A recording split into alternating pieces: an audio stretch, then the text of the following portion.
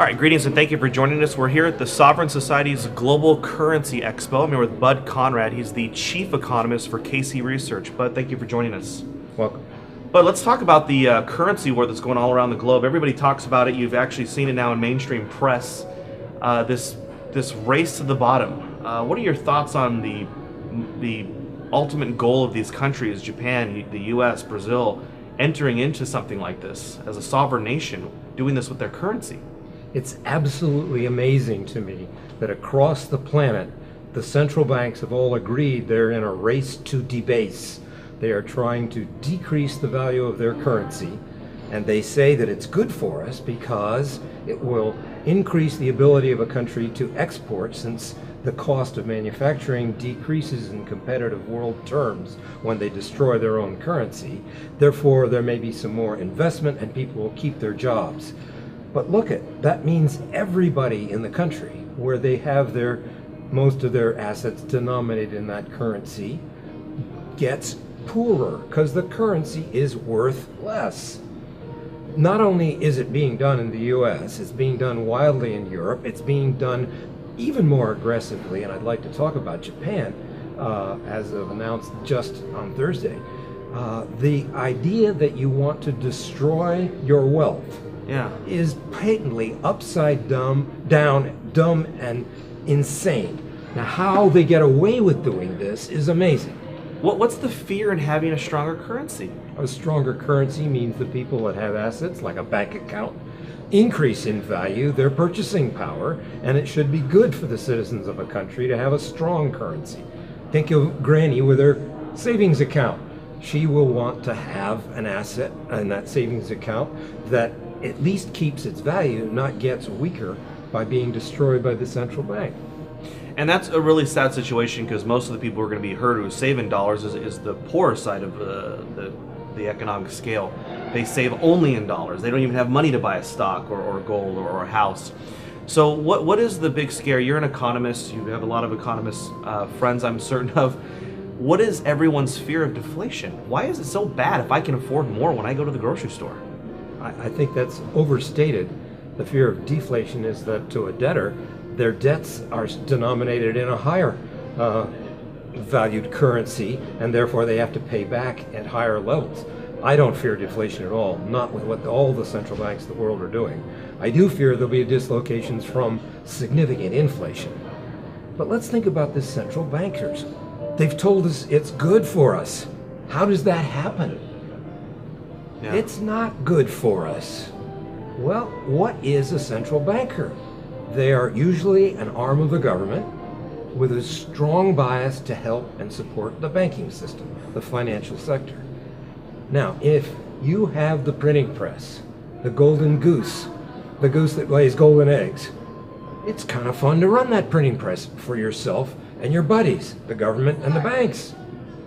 So a central bank gains tremendously when they print the money first, before everybody else gets the inflationary losses that are in fact a hidden tax on everybody's fixed bank account or dollar-denominated assets. It's a raise in taxes without raising taxes.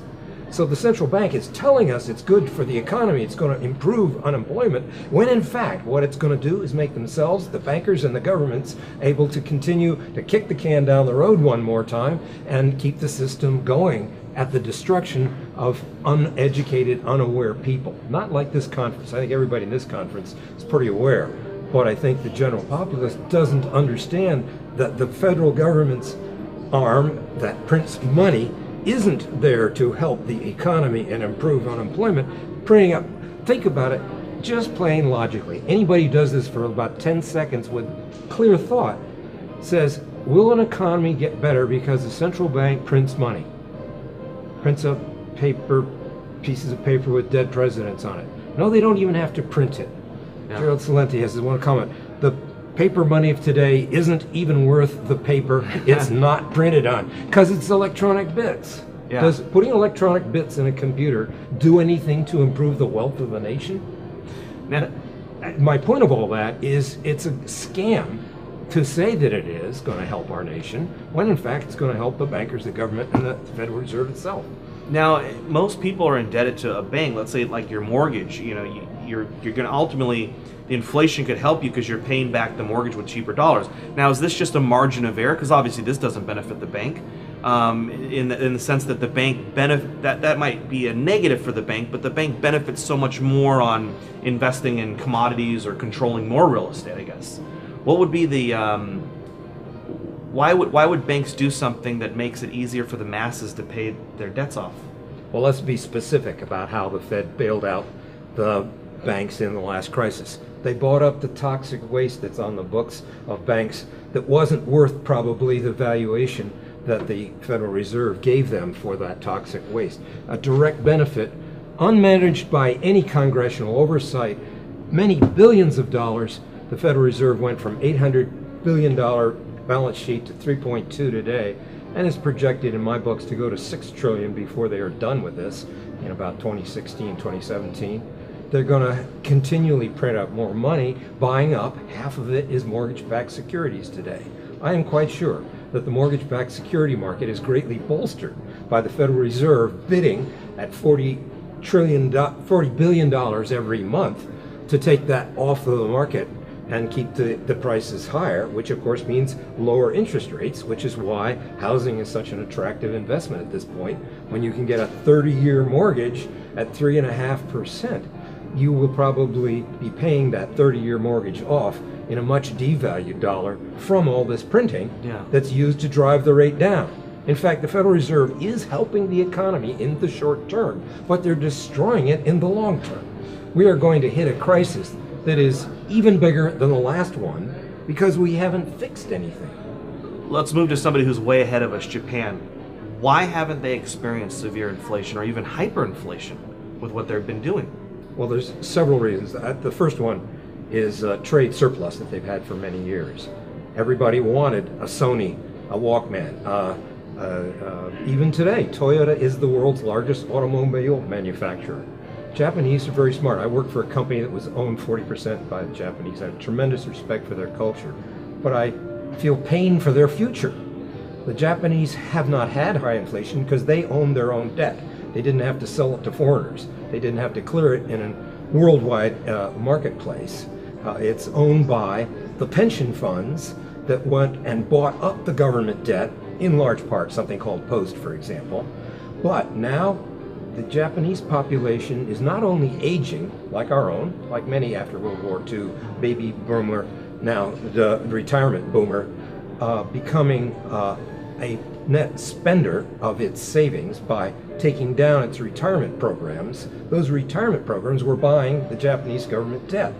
And the problem that the Japanese are going to face is that when the interest rate on the government debt, which has been, depending on what length of maturity, at 0% for years, moves up to 1%, 2%, 5%, they don't know what problem they're going to have trying to fund the continuing Japanese government deficit. I am expecting a tremendous implosion in the value of the Japanese currency by the government printing. 40% increase in the Bank of Japan's balance sheet in the next year, and another 35% on top of that.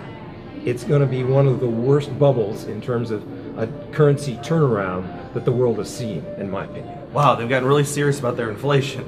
Well, I want to get back to something. We talked about currency wars.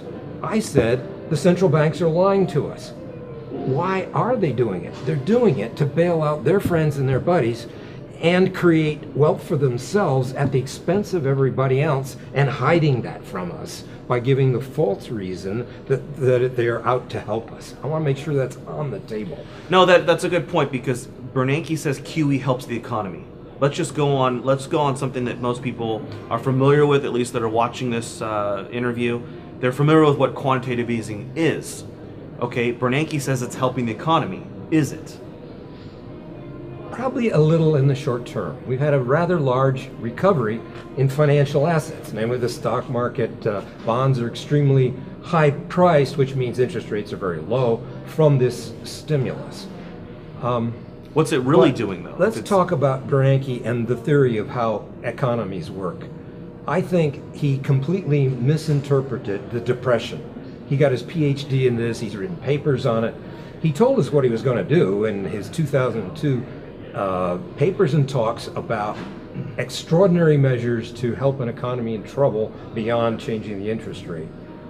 His theory of the Depression was that the central bank didn't print enough money as the economy collapsed.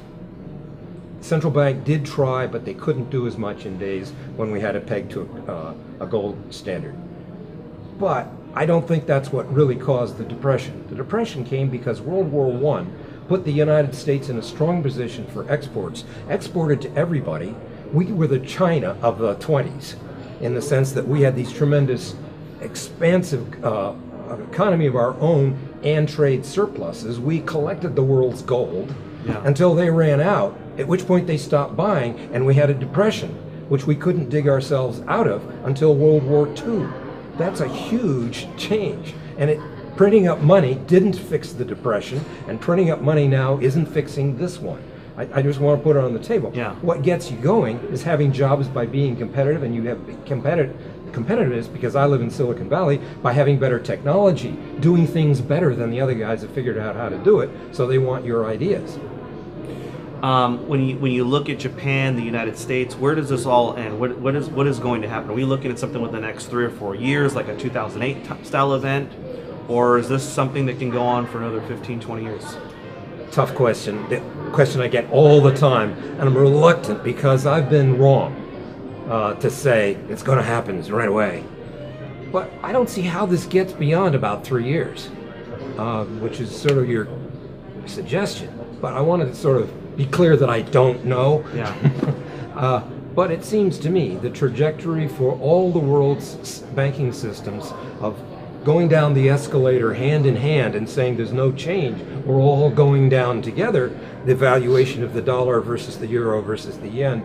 In fact, right now I might, in my evaluation of the serious problems in Europe, suggest that the dollar is the strong horse in the glue factory on a relative basis, which is contrary to the statements I've been making about the corruption of our government and the central bank, to suggest that betting on the US dollar is a bad idea. In the short term, the dollar may actually be stronger. In this competitive devaluation, when it hits bottom, and how bad it gets is unclear, but I'll suggest that I think it's at least as bad as what we just had, and that the papering over of it doesn't work. And when people recognize that papering over doesn't work, so that a new QE announcement from some central bank creates higher interest rates rather than driving them down, then the bank is out of business and it can't affect its future. That's the key to watch. In other words, when more stimulus makes it worse rather than lowers interest rates is generally hoped for. Okay, Casey Research and yourself, you're looking at the Greater Depression, as Doug calls it, or some type of crisis in the future. What do you think, I mean, this is speculation, but what do you think Bernanke's actual exit plan is? Oh, he leaves the office next year. Exit plan is a charade, another one of many government charades. It will never happen. There is no way that the Federal Reserve can dump $1 trillion, $2 trillion, by then $6 trillion on the market of any kind of sets of securities and not expect the market to implode, crater, crash. They aren't going to do it. The best they can do is to merely let things mature over time and therefore slowly roll off. But I don't think they will, because the pressures and incentives are all there from the government on the top down to whoever takes over after Bernanke to keep the printing presses going for as long as the system doesn't break. In their opinion, they think they are keeping it from breaking. I think they make the break worse when it happens. So their goal prop is just to keep going until it breaks, because there is no solution now. At this point, you can't fix it. You can't undo it. You can't. Our government cannot afford the rise in interest rates that would occur if we got back to normal. We've been at 0 short-term rate for years. It should be 3 or 4%. Longer-term rate should be another 3%, maybe above that. A 6% rate is sort of the average of what we've had post-war.